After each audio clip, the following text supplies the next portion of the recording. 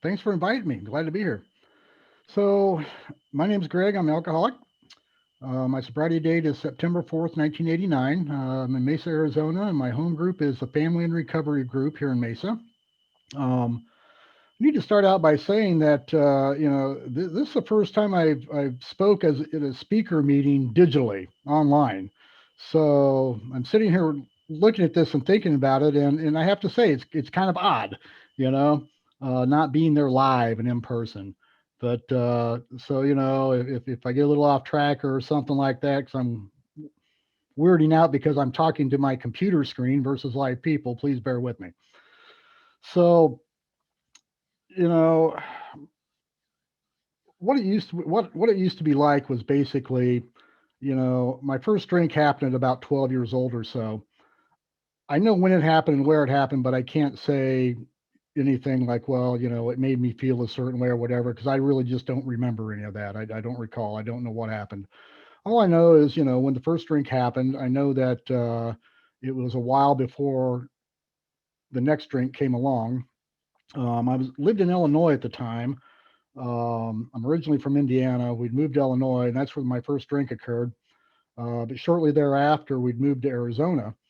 And once we moved to Arizona, you know, my I have a very very middle class uh, background. There's no really other alcoholics in my family. I didn't have alcoholic parents or anything like that.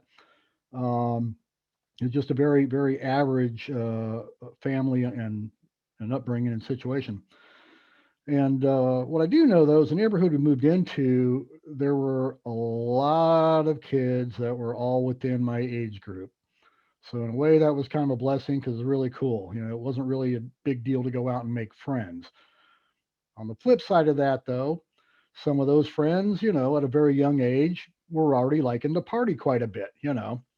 And somehow I guess that's kind of what I gravitated to, and that's kind of where I went. Well, so that said, I also don't say that, every time I drank was a horrible experience and every time I drank I got in trouble. It wasn't really like that, especially early on.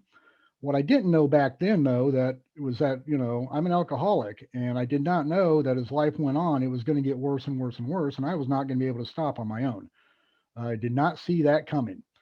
Um, so, basically, my younger years and teen years and stuff were pretty much involved, probably like a lot of you. It was just doing kid stuff, and then partying and more and more and more. And it got to a point though to where a lot of the people that were friends of mine or I hung out with, whatever, a lot of them didn't really drink the way that I was wanting to drink or the way that I was drinking. Um, they could do their thing, they could call it a night and go home, and I'm like, no, man, I want to keep going. And that kind of just continued on throughout my life. And so I ended up, I made it through school and everything. I was starting to, at about, 16, 17, 18 in there, I was starting to get in some trouble with my drinking, a few little brushes with the law here and there, and things like that. Um, but I ended up getting married fairly young. I was just maybe just turned 20. She was 18. And then we had a son. And we were together for 5 years with my son, and then I got divorced. She left me directly due to my drinking. She flat told me to my face, you know, and she told me that, look, uh, we just can't keep going on like this. Um, and you will never speak to me or see your son or have any contact with him until you straighten yourself up, get sober, do something about your drinking. Alcohol, cunning, baffling, and powerful. I chose to keep drinking for another 8 or 9 years, knowing this fact.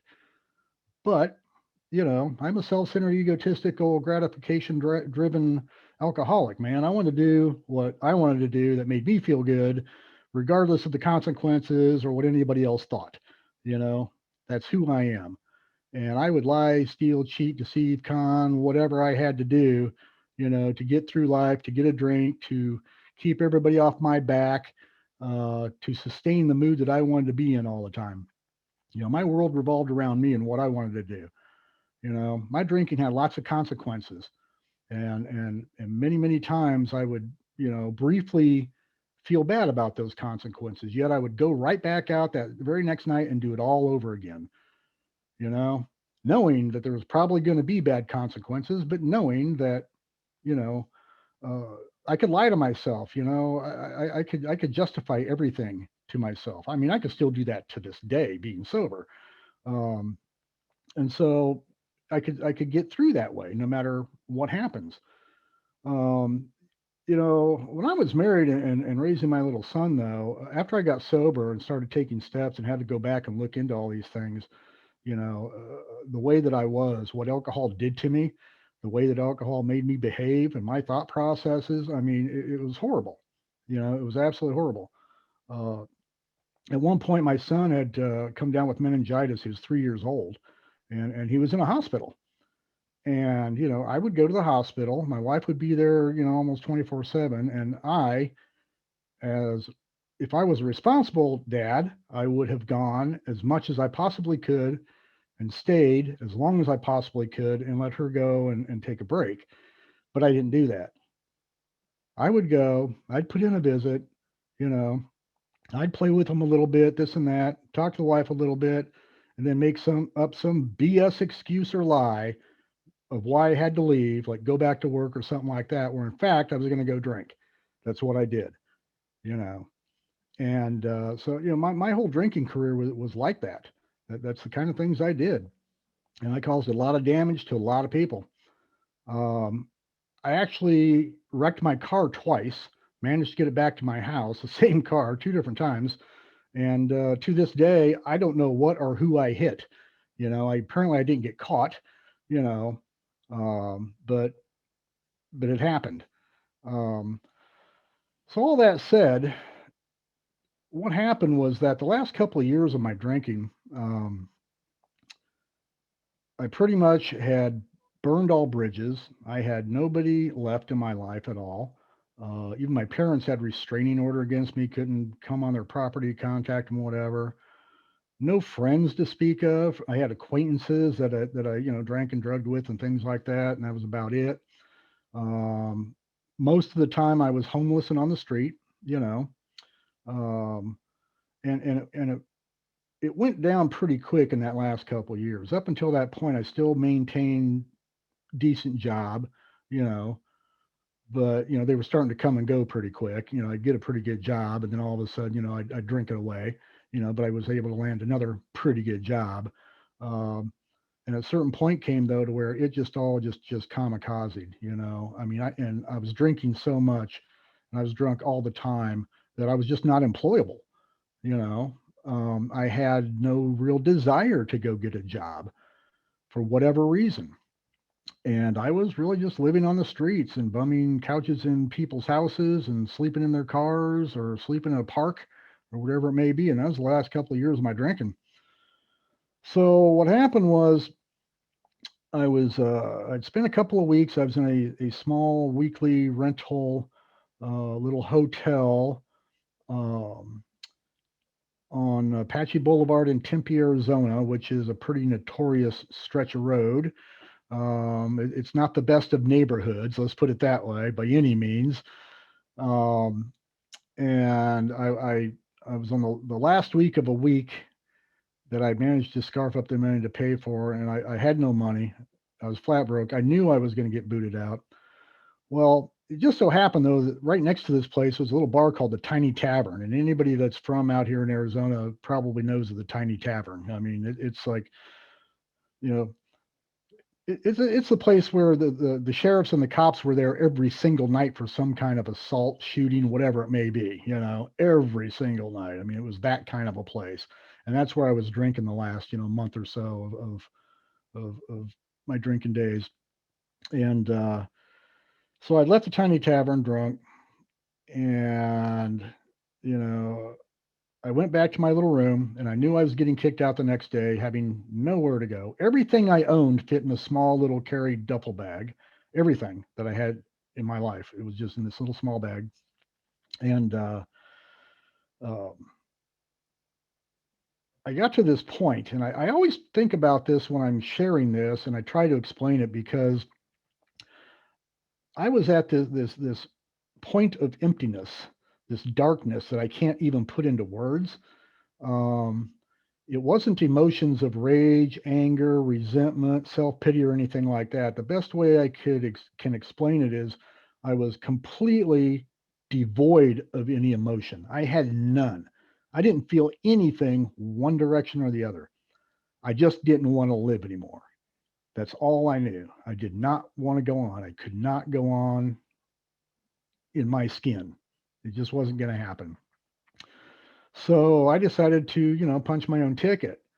And the only way I had to do that, since I didn't have a whole lot, was I broke a razor blade out of a disposable razor that I had sitting there. And all I know is that I'm sitting on the edge of this little bed, and I put this razor blade to my wrist because I was just going to slit them open and pass out and call it good. All I know is I put it up there, and so this is about like 2 a.m.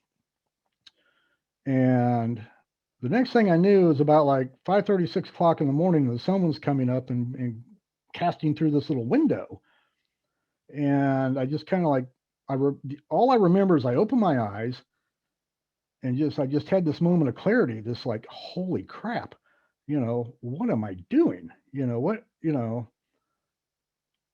I was just stunned at what I was going to do.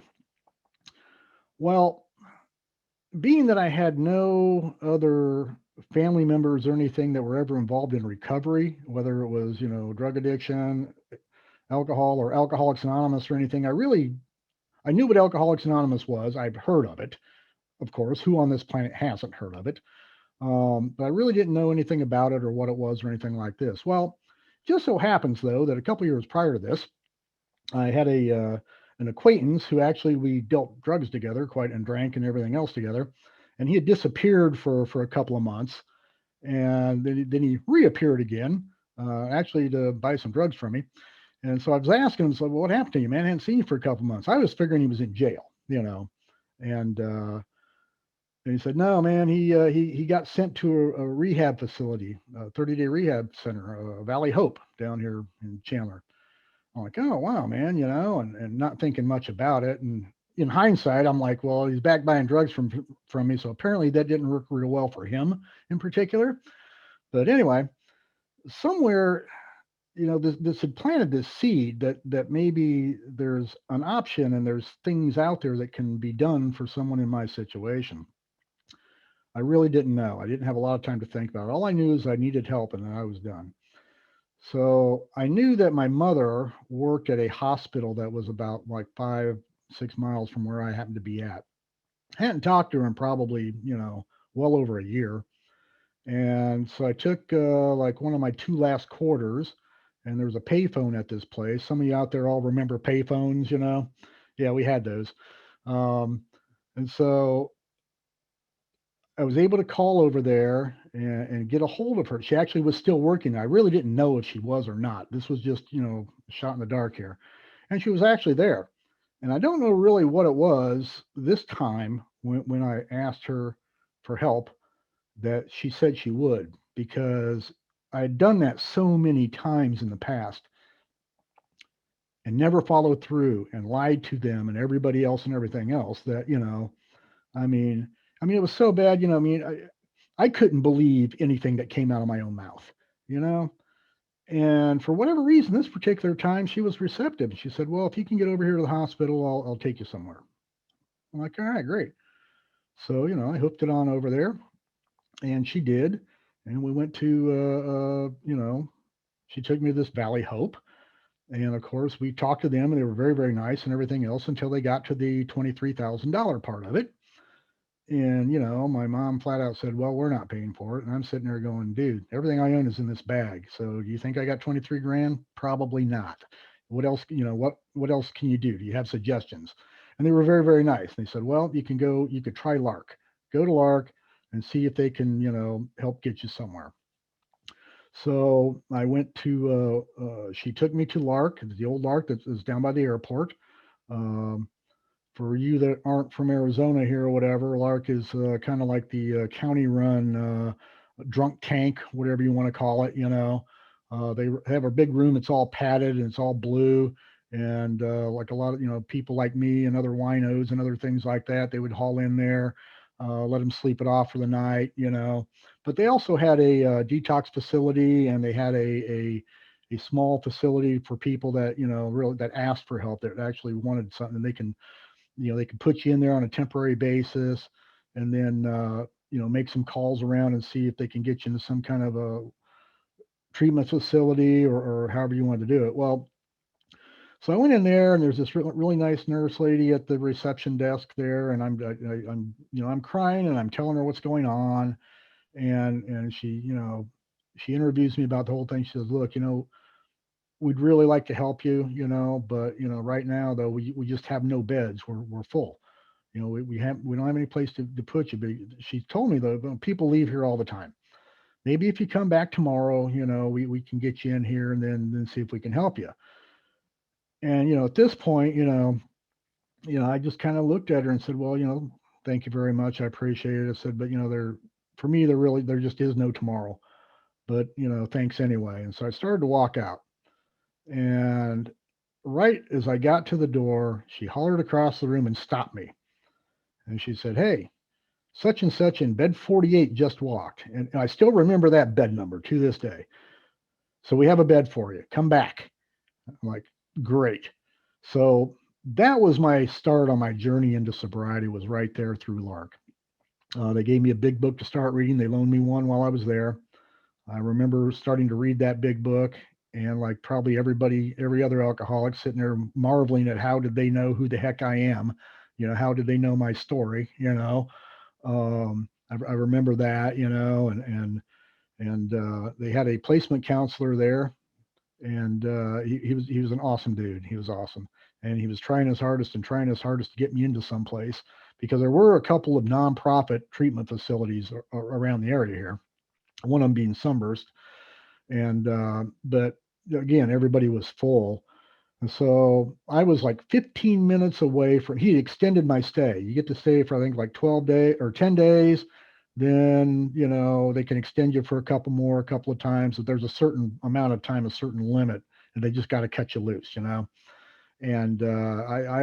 burned them all. I was right up to the end, and about 15 minutes away from getting kicked out. And son of a gun gives me a call over the big intercom system, told me to get to his office, and he said, "Hey, man, we got a bus coming to take you down to Sunburst." So he got me in, you know. And so from day one, as soon as I sincerely, from my heart, asked God and other human beings for help, it started happening. Um, so he gets me into Sunburst, and from there, I do the 30-day deal in Sunburst. For whatever reason, they asked me if I wanted to stay on, and gave me an outpatient actual job there. It's like a night manager there, and then eventually did night intakes and stuff. So I actually stayed and worked there for a while. Had a little apartment on the property and stuff, but I had to do the outpatient stuff with their counselors, which was great, but I can come and go in my spare time as I pleased. So at that point, though, um, my sobriety was now going to become my responsibility. I wasn't in a facility that had structured meetings that I had to attend and that type of thing. I knew that was coming. But that was okay, because by this time, I mean, through Lark and through Sunburst and stuff, I mean, we had AA meetings all the time, along with the other counseling and therapy and things that were going on. My very first meeting of Alcoholics Anonymous was in Lark. Actually, they have a meeting there, the Monday night meeting, and it was chaired by a gentleman that's pretty legendary around Mesa, Arizona here, but around Arizona in general. But anyway, he would bring in some other recovering alcoholics, and they do a panel thing, and they would each share with us, and we can ask some questions and that kind of thing. And I remember sitting there in that very first meeting, and uh, and listening to these people, and just marveling at sobriety in general. I'm like, I'm looking at these people going, right, that very first meeting, I was thinking, I want what you have. I could see something in these people. I mean, it was amazing. So, also back in Lark, though, I forgot, I kind of bypassed this. My first experience with the Fellowship of Alcoholics Anonymous came in Lark. There was a certain point after you were there for so many days, if they felt like, you were able and they were comfortable with it, they would let a bunch of people go to an outside AA meeting. So they came and they asked me one day if I wanted to attend this outside AA meeting. I said, sure, man, that'd be great. And so, they say, okay, be out at the front doors at, like 6:30 or whatever. Um, and we'll get you to the meeting. So I go out there and I thought they were going to like put us on a bus or something, and take us to this meeting. And all there was this big line of cars all lined up coming through the driveway at this place, and people rolling their window down going, I got room for four. And you hop in and they take you to the meeting. And so I hop in, this guy, with these other, some other guys. This guy was named Steve. I mean, this was like over 30 years ago, and I still remember some of these people. And his name was Steve, and he took us to the meeting. And he goes, yeah, so when the meeting's over, just come right back out here to this part of the parking lot, and I'll take you back. Now, I'm coming off of a world of nobody does things like that for me without something else in return, ever, and dude, that blew me away. I just absolutely blew me away. Here's this group of people that want nothing from me but to stay sober. That's all they want to do is help me stay sober. That's it. And that put just a huge lasting impression on me, obviously. Um, and But anyway, so let's get back to the Sunburst thing. I get through Sunburst, and while I was in Sunburst, another guy came in there. His name was Pete, and he plays into my story here, big time. So Pete became a really very good friend of mine. He came in about like 30 days after I did, and he ended up staying there and working there as a mechanic actually. And we hung out. We did a lot of things together, and there was actually four of us that were all in about the same time, from about the same place, and that kind of thing. And once we were out of inpatient treatment situation there, we all became really good friends. We did a lot of AA stuff together. We all had the same home groups and things like that. Uh, we did anything that was going on in AA. We were there. And that was awesome. And so Pete became this very, very good friend of mine. And we had actually we rented a house together over in Mesa, and got off and got our jobs, and we're doing our thing, and things were really good. About this time, though, I'd already gotten a sponsor. I'd started taking steps, and that was all great. Had a great sponsor. He had 40 years sobriety at the time, and everything was great. And I still had at the time my what I consider my home group was a meeting that they had taken me to from Lark. Even though it was way up in Phoenix and I was down in Mesa, I still uh, would drive to that meeting, every Monday. And so I was still attending that meeting. And at one point in time, my sponsor said, "Well, Greg, do you ever participate in your home group?" And I'm like, "Well, not really, because it's a huge meeting, and I'm like, to me, I'm barely sober compared to everybody else there. And well, not really, and he's like, well, you got to go attend a business meeting and get involved. I'm like, sure, okay, I'll do that. And I told him that just because he was my sponsor, and in my mind, I'm going, I don't want to do that. I don't want to. I was very socially introverted. I did not want to deal with other people. I didn't want to be around other people. I didn't want to listen to other people, you know. And so I was already predisposed that I was not going to enjoy doing things like that at all. So anyway, so I go to a couple of business meetings, then we eventually get to the meeting where, oh, hey, we're gonna be electing uh, new officers and things for the next rotation, which included GSR, intergroup reps, and things like that. So I'm like, all right, great, So I go to the meeting. I sit in the very back of the room, of course, and there's probably 20 other home group members there. Like I said, it was a very large group and very active, and they had a lot of participation. So a lot of people stand and get elected for a lot of stuff. I really didn't know a whole lot was going on. Um, And quite honestly, at that time, I really didn't care. I was really probably there more or less to pacify my sponsor, just to say I went to the business meeting, thanks, stay off my back, kind of thing. And so they get to the point where they want to do intergroup liaison, and nobody said anything and nobody stood up. And so the guy that was chairing the meeting, Ken, looks to the back and he points at me and goes, Greg, how about you? And it was like every head in the room turned really fast. It was like this wind blew by me, and everybody's staring right at me. And for the first time, and I don't know how long, I actually couldn't think of a lie fast enough to get out of doing it. I was stunned by that. Usually, man, I was like, I could snap up a lie or an excuse or something in a heartbeat, but I was stumped. I was sitting there staring at him and I just couldn't do it, So I finally said, sure. Okay. Not having any idea what I was agreeing to. So after the meeting, the outgoing rep, caught me. We talked, and of course he's like, "Hey, I'll always be here for you. Let me know if you need anything. Here's what you have to do." And he's telling me about, it'll be a meeting situation, and there's going to be discussion. They might vote on some things and this and that. And I'm already hating the whole thing. I'm like, oh man, I don't want to do that. I don't want to have to go sit and, you know, in, have to interact with these total strangers and this kind of thing. That's what's going on in my head. And, I get home and I call my sponsor and I tell him, it's like, dude, Warren, man, it's like, I just got elected intergroup liaison and I really, I don't want to do it. I mean, should I just like call Ken and back out or whatever? And he just asked me, he said, well, why don't you want to do it?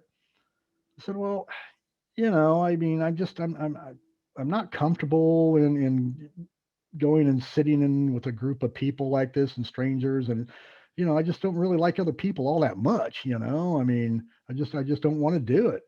And he goes, did you just hear what you just said? I said, well, yeah. He goes, well, that's exactly why you need to go do it. It's exactly why. Because he used to tell me all the time, and I still say this today, man, that 99% of my spiritual growth does not come from doing the stuff that I like doing, that's enjoyable. It comes from trudging through the things that are difficult for me, things I don't want to do, things like that, tragedies and other things. That's where my spiritual growth for me comes from.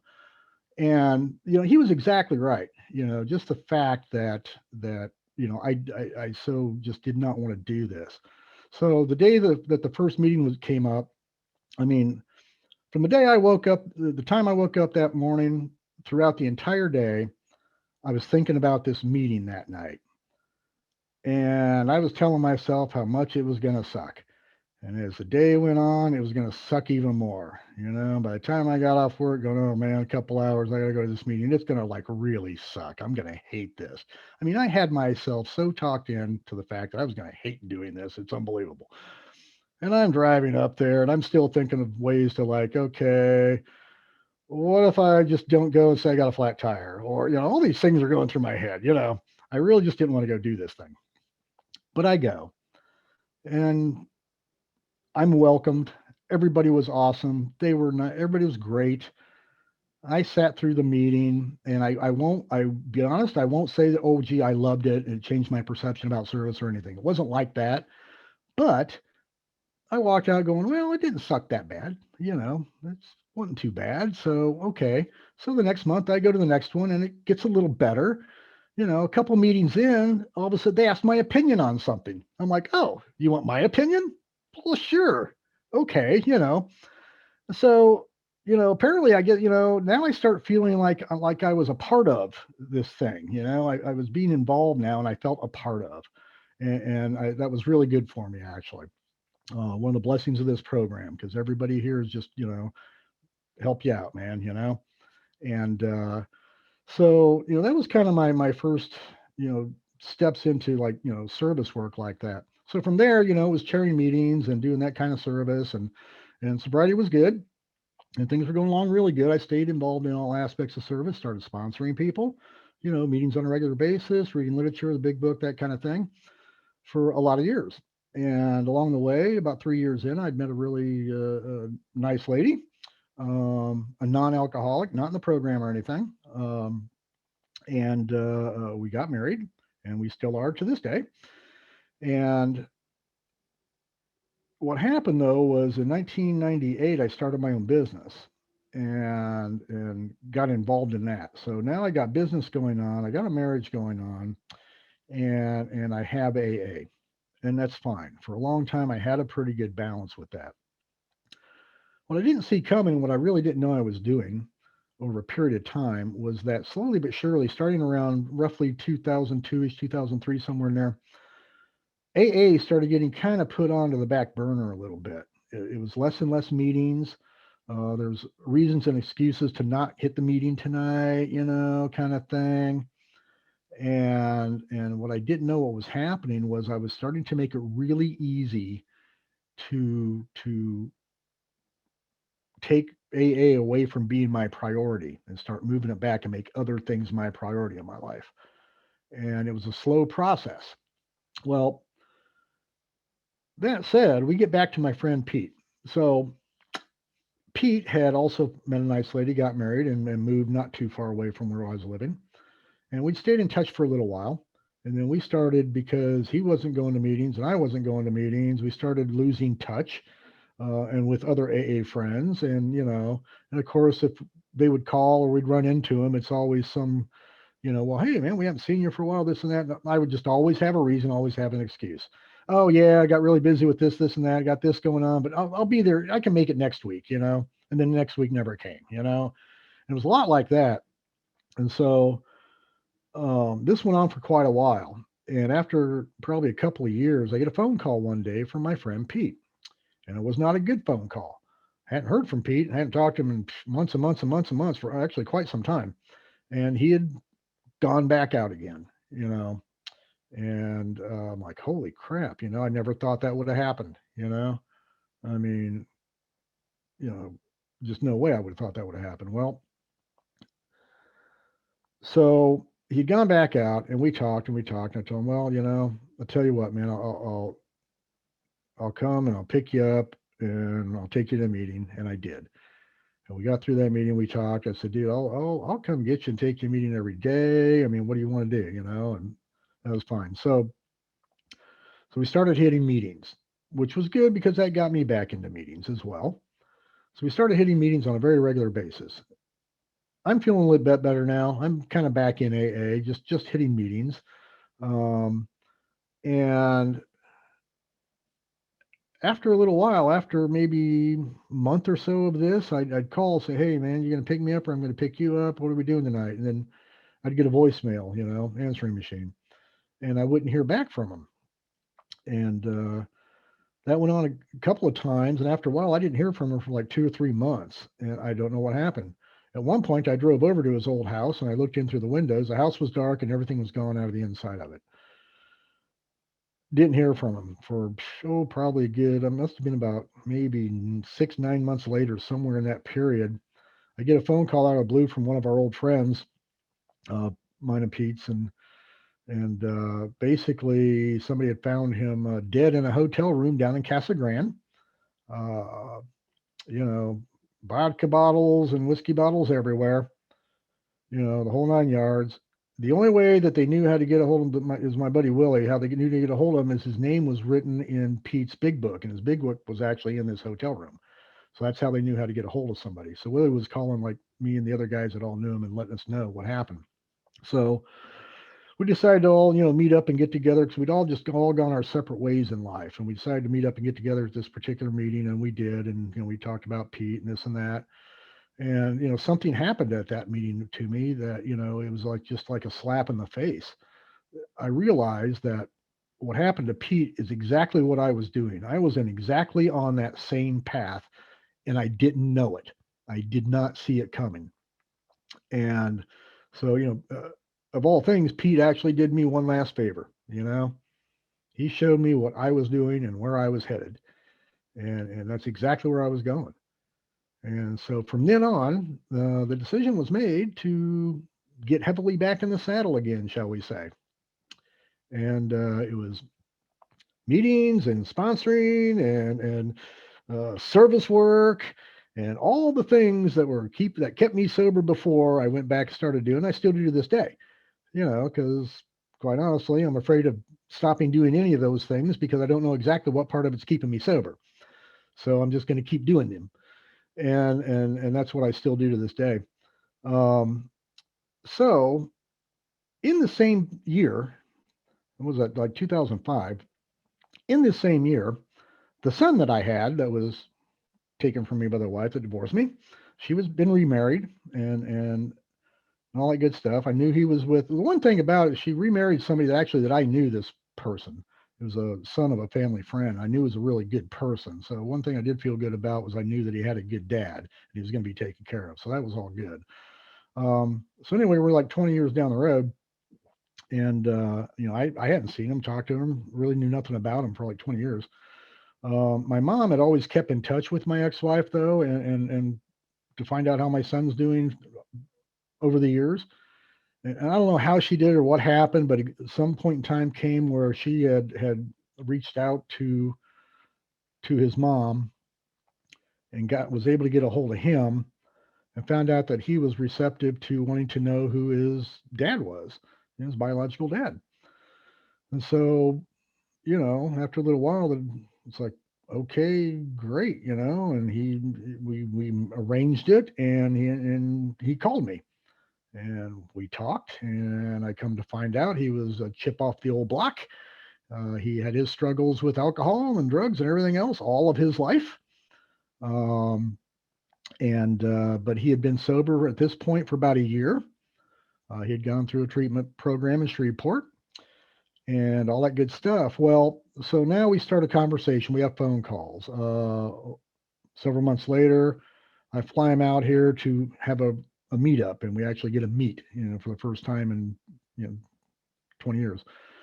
And so we started kind of getting back together. Well, then I stopped hearing from him for a couple of months, and it was very regular. I didn't hear from him, and finally I got a call from his sister in Austin, Texas, about him. She had thrown him out. He was out on her patio, her balcony of her apartment. She didn't know what to do, and she was really worried about him, and 'cause he was all drunk and messed up. And she tried talking to him, and she didn't know what to do. And she got my number out of him, so she called me, and she said, "Hey, I'm calling the cops and getting him out of here or something." But she was afraid he was going to kill himself. She said he was that bad. It was that way. I'm like, all right, well, okay, is he messed up now? Well, yes, he is. So, all right, can you keep him safe for the night until he gets sobered up in the morning? Well, yes, I can. I said, and have him call me first thing in the morning. Don't let him go anywhere. You know, get him sobered up for the morning. So he called me. We talked. And, he didn't know what to do. And I'm like, and he was just, same old thing. He was hanging out with the same old people, doing the same old stuff again. So I said, look, I'll come out there and I'll get you and I'll bring you back here. You can stay with me. We'll get you back into AA. There are going to be ground rules to the situation. Basically, you're going to get back here. And I'm going to take you a meeting every single night after I get off work, meetings that I know that have a lot of really good people. I'm going to give you 2 weeks, and you got to have a sponsor, and you have to stay sober during this period of time. You have to have a sponsor, or I'm throwing all your crap out in the street. So, son or not, you know, that was very, very hard to do, very difficult to do. But I know my mom did it to me at one point in time, and I know that it's effective and that it worked. The enabling was not doing me any good all those years, and I wasn't going to do it with him. And I'd had enough sponsees by then to know different. And so I did that, and within a week or so, he did get a really good sponsor, a guy that I know, and I'm happy to say that he's been sober 15 years now, so he's still sober. Lives pretty close to me. Got 3 grandkids now. Yeah, oh yeah, it all turned out great. That was all awesome. And but it was a heck of an experience. And we talk about that I have a primary purpose now in Alcoholics Anonymous. That's to stay sober and help other alcoholics achieve sobriety. So, regardless of anything else, I may think I want to do or have or whatever in life, I have this one primary purpose. I have something to live for, without a doubt. And as long as I stay sober, he is my shining example that if I stay sober, I may be able to be there to help somebody else, just like all the people that were there to help me before I came along. I got my first big book at that meeting I was going to up in Phoenix, on that first Lark meeting too. As a matter of fact, let me go back to that. So they dropped me off there. I forgot all about that. I go walking into this place, and I've got my wristband on from the treatment center. I go walking in. There's this nice gentleman standing there. His name is Tommy D. Was standing at the table with all the literature, and he's like, "Hey, so you got a big book?" I'm like, well, no, I sure don't, man. And I look at him, I go, because they had little signs on that, it said like big book, $6. I'm thinking I don't have $6. So I told him, said, no, I don't. They loaned me one, but I don't have $6. He goes, oh, no, no, no, no. Here, take this. Just stay sober. Come back and give us $6 sometimes. I mean, that like blew me away. That's my big book. That's the one that I have to this day. It's stuff like that. If he wasn't there and he wasn't staying sober, he would never have done that for me and never would have made that impact on me. So it's the little things like that. Um, so I'm getting down to about 10 minutes left. So anyway, that's kind of where the thing goes. Um, I do actively do service to this day. I love doing service. My sponsor told me all that, from way back when, you know, Unity service and recovery. If I'm not doing the service, then I'm missing out on 33% of my sobriety. If I'm not doing all three. I'm a bit of a gambling man. I like to hedge my bets. I kind of want to get as much as I can. So I need to keep doing this stuff. Um, you know, and today, unlike my early experience, one of the things that service did for me was to get me out of that shell and teach me to be able to play well with others and communicate and to be able to have discussion and things like that. It really brought me out of that shell quite a bit. And I'm very, very, very grateful for that. And that's just something that the program of Alcoholics Anonymous, it's an opportunity that it afforded me. Um, I've had many, many, many, many learning experiences in sobriety I never had a giant burning bush thing as a result of the steps. I just had many small burning bushes, man. Things that would happen that would just all of a sudden, holy crap, and it's like so. I'm like close to 3 years sober, and I was invited to do it in Mesa. It was a pretty large speaker meeting. I went to do this speaker meeting, and I started telling my story. I started telling the story of Lark and going into Lark and into Sunburst, my mom taking me and all this. And I get to a certain point in that story, and I froze up. And I kid you not, it was like it all flashed real fast before my eyes. And it dawned on me in this one brief second that all that stuff that happened that got me into AA, I had nothing to do with it. I didn't make the guy from Bed 48 walk. I didn't make Dave Brown get me into Sunburst. I didn't make them let me stay. I didn't make anybody do this. I did not control it. I didn't manipulate it. I didn't do any of it. None at all. And man, that like hit me like a ton of bricks, I mean, it was just amazing. It was amazing, like spiritual experience, to have this enlightenment that this is really how it was. And, up until that point, um, God in Alcoholics Anonymous, power greater than myself. I was very much one that kind of faked it till I made it, more or less. I remember early on, I would go to meetings to talk about God and how great it was because everybody else was. So I wanted to feel a part of. I wanted to, I'm with my peers. I don't want to look bad or look stupid. Come on. So I would talk about how great God was and everything like that. Where in reality, I probably really didn't have a clue. But I did have an inkling something was happening and because life was changing, life was getting good. I no longer was waking up every morning feeling like I wanted to kill myself. That was my first clue right there, because that's how it was for a long time. I did not want to start my day. I just wanted to die. That all went away. The urge to drink, the obsession to drink, all went away. All these things. Um, that was a learning moment for me when that happened. From that day on, I really that's the point in time where I no longer felt like I was alone in anything that I do, and I feel that way to this day. I just for whatever reason, I don't feel alone in anything. I never get that lonely feeling. I can get through anything, with the help of power greater than myself, God as I understand them, and of course you people. Um, because you are a power greater than myself. There's like 2.5 million of you. I'm pretty sure you can kick my butt, man. I mean, it's you're definitely a power greater than me. Um, but another really good experience I had, I was working in this print shop in early sobriety, and I'd managed to buy a car when I first got sober. It was like a 1972 Buick or something, it was kind of a POS, but I did save up enough money to put like a killer stereo in it. I had this great stereo, and I was really proud of it. I was really happy about it. So I'm parked out back, and it's a pretty busy, even a back parking lot. There's still a lot of people. Broad daylight. I step out back to take a smoke. And I notice my car door's open a little bit. It's like right in the middle of the afternoon. And I'm like, that's really odd. Open the door to check it out. My stereo's gone. I had deck mount speakers in the back. They're gone. Somebody had broken in my car and stole my stereo. So I go back in the print shop. I am just all kinds of pissed. I mean, I'm just raging mad that somebody had the audacity to steal my stereo. And, I'm ranting and raving. They're, owners and everybody, well, call the police and report it. So I get the police on the phone and I tell them what happened and where it's at. It's like, well, okay, well, we can probably get an officer over there maybe tomorrow or something to take a report on it. I'm like, whoa, whoa, whoa, wait a minute. No, no, no, no. You don't understand. Somebody stole my stereo. I mean, I need helicopters in the air. I need a SWAT team to be dispatched immediately to go find my stereo. Don't you realize who I am? I mean, I was that kind of angry about the whole thing. And, they settled me down and I had to, deal with the fact that nothing's probably really going to happen. That's just how it is. Then it dawned on me. So I'm driving home that evening in my car in dead silence because I had no tunes, I have no stereo, and I'm cruising down the freeway. And man, boom, it hits me.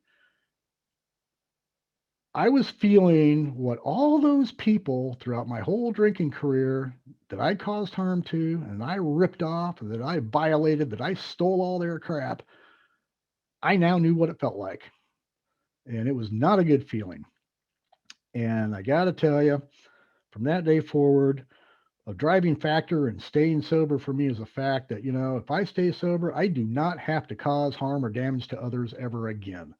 You know, that's a huge driving force for me right there. It's not all about my own, health and well being in my life. It's the fact that, hopefully I can be decent and productive to others and to society, you know, and not go around causing harm and destruction to others.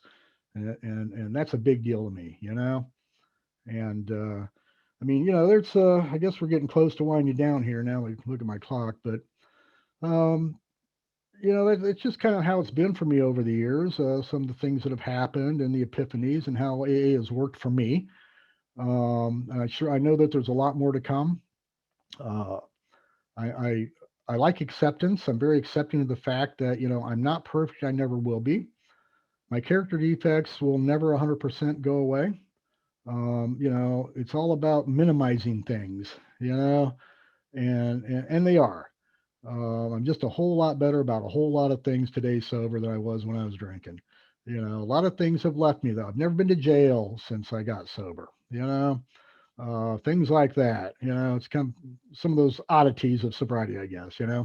Never been to jail. Haven't got kicked out of the house. None of that stuff has happened since I've been sober.